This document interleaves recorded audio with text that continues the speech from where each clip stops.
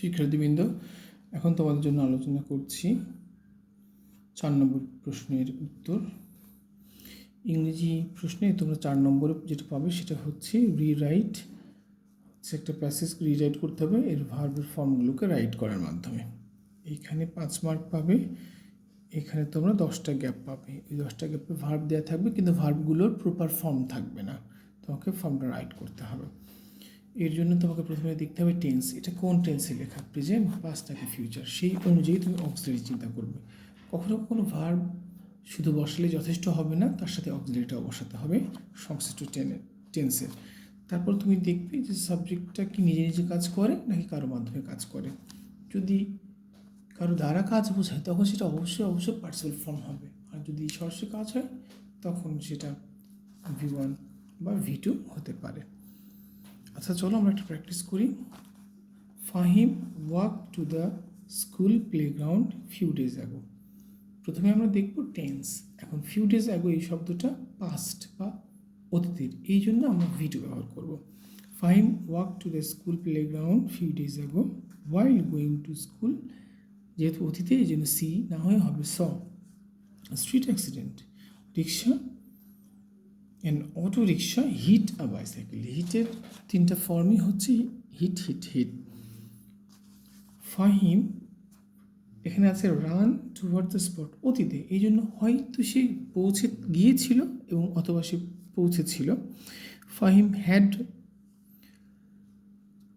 Run অথবা Fahim ran towards the spot to assist him, though the driver, এটাও এখন অতীতে আছে, stopped অথবা had stopped the car and the cyclist, অতীতে এটা হচ্ছে got up slowly. The other passer-by, be verb আছে, am, is, are, was, are, যেহেতু অতীতে এবং অনেকগুলো এই জন্য ওয়ার দেবো আমরা। the other passers-by were getting angry. An elderly person, অতীতে ম্যানেজ না হয়ে হবে ম্যানেজড, ডি যোগ করব, manage them to stop. Advise to, যেহেতু এটা এখন সে অতীতকালে ঘটনা, এই জন্য অ্যাডভাইসের জায়গায় হবে অ্যাডভাইসড, সেটা আমি ডিইডিটি যোগ করব, অতীতের ভার্ব বসাবো। Advise to take the injured man to the hospital, the driver apology for his mistake, যেহেতু অতীতে এই জন্য অ্যাপোলোজাইজড ফর হিজ মিস্টেক। এভাবে তোমরা দেখবে, আবারও বলছি, প্রথমে টেন্স দেখবে, তারপরে V1, V2, V3, V4 কোনটা হয় সেটা দেখবে।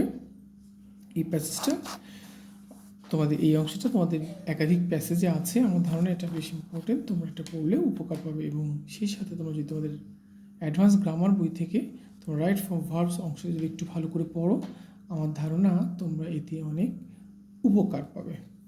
আবারও বলছি যে তোমরা খুব ভালো করে দেখবে এটা কোন টেন্সের, এটা অতীত, বর্তমান নাকি ভবিষ্যতের।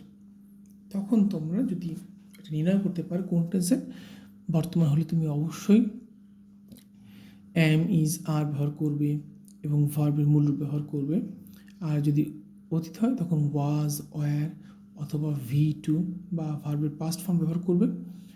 আর যদি সেটা বুঝতে পারো যে ফিউচার, তখন শ্যাল, উইল এর সাথে V1 ব্যবহার করবে।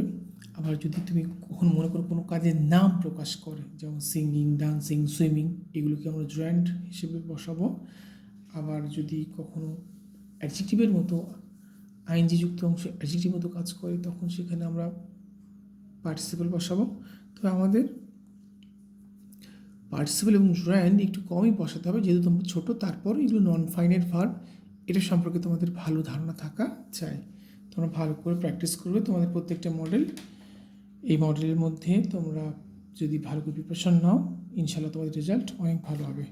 সবাইকে শুভেচ্ছা।